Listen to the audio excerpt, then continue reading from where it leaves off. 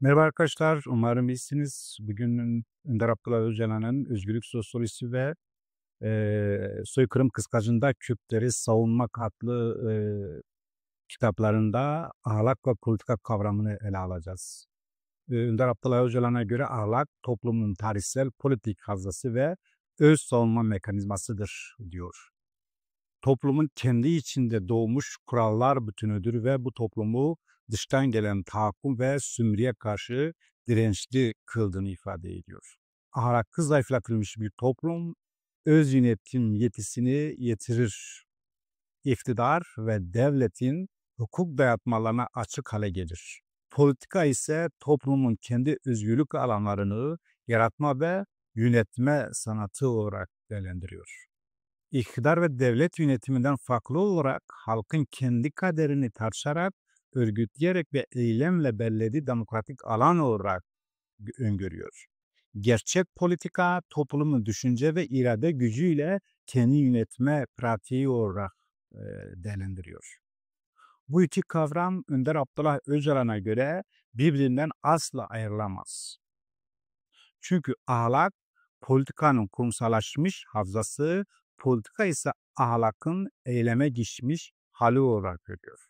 O nedenle ahlaki ve politik bir toplum ne kadar gelişirse o kadar demokratik, özgür ve eşitlikçi olur. Çünkü iktidar ve sermaye tekeline karşı o kadar dirençli hale gelir diyor. Ahlakın içinin boşaltıldığı, politikanın ise iktidar oyunlarına hapsedildiği bir çağda yaşıyoruz.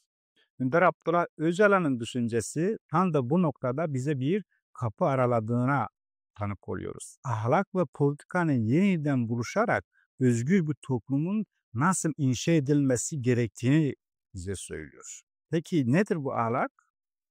Burada da sadece kişisel erdem mi diye sorduğumuzda kesinlikle hayır. Çünkü Önder Abdullah Öcalan ahlakı toplumun politik havzası olarak tanımlıyor.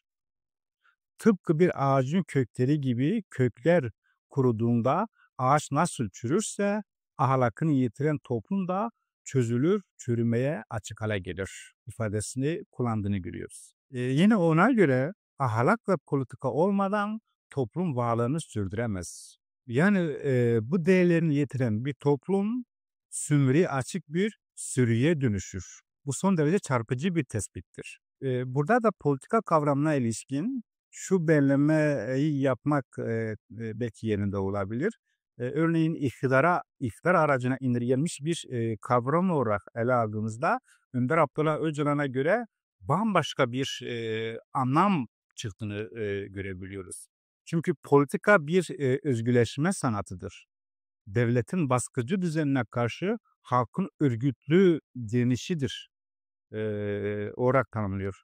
Yani sokakta, mecliste, köy meclislerinde kısaca her yerde özünde toplumun kendi kendini yönetme halidir. Bu iki kavramı Önder Abdullah Öcalan birbirinden ayrılamaz olduğunu ifade ederken nasıl ki nefes alıp vermek bir bütünse ahlak ve politika da öyledir diyor. Toplumsallık bir bütündür. O da ahlaki ve politik olandır. Yani kısacası ahlak vicdanımızın sesi ise politika onu eyleme dönüştüren kolumuzdur. Biri olmadan diğeri de eksik kalır haliyle. Peki egemen uygarlık bu dengeyi nasıl bozdu? Özellikle kapitalist modernite ahlakı bireyin vicdanına hapsedip yozlaştırdığını, politika ise devletin tekelini alıp öldürdüğünü görebiliyoruz. Şöyle bir sonuç aslında karşımıza çıkıyor. Ruhsuz kurumlar, yabancılaşmış insanlar ve sömürü düzeni. Konuyla ilgili Önder Abdullah Öcalan'ın çözümü aslında son derece nettir. Nedir bu çözüm?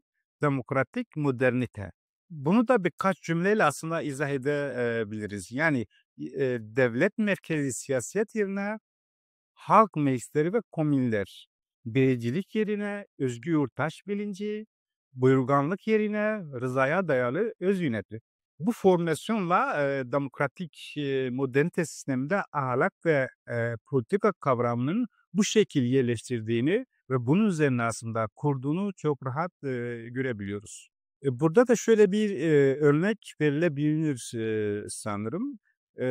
Bir toplum 24 saat boyunca politika yapabilirse ve bu toplum aslında bir nevi kendini de savunmuş olur. Çünkü Önder Öcalan'a göre politika çalışmaktır, üretmektir ve bu ürettiğin değerleri ya da üretimini ahlaki normlarla bir sistem oluştuğunda bu toplum aslında birçok dışarıdan gelen saldırılara karşı bir mekanizma oluşturduğunu ifade ediyor.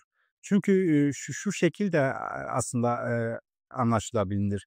Bir insan kendi sağlığını ne kadar sağlıklı beslenirse metabolizması, bünyesi o kadar güçlü olur. Hani hastalıklara karşı o kadar dirençli olur. Aslında bir nevi politik insan ya da politik bir toplum, politika yapan bir toplum aynı zamanda dirençli toplum olur. Dışarıdan gelen saldırılara karşı kendini savunmayı bilen toplum olur. Alışılagelmiş politikanın sadece devlet iktidarında ya da ulus devlet sisteminde, kapitalist modern sisteminde diğer deyişle egemen uygarlıkta bir kesime ait değil. Bir kesimin işte bunlar politikacıdır ve sadece politika bunlar yapabilir değil. Kaldı ki devlette politikacılar diye ifade edilen aslında o devletin çarklarını döndürmek için ve halkı sömürüye açık hale getirme, halkı hastalığa açık hale getirme aracı olarak kullanan, yani bir nevi halkın politika üretimini ona karşı bir silah olarak kullandığını görebiliyoruz. Burada da tam tersi bir durumdan aslında Önder Öcalan ifade ediyor. Yani bir halkın 24 saat politika yapması onu bütün saldırılara karşı eee, koruduğunu ve savunmasını güçlendirdiğinden bahsediyor. Bunu yaparken haliyle ahlaki normlarla bütünleştirdiğini ve bunun ikisinin toplamında haliyle demokratik bir rejim gerektirdiği tablosu ortaya çıkıyor.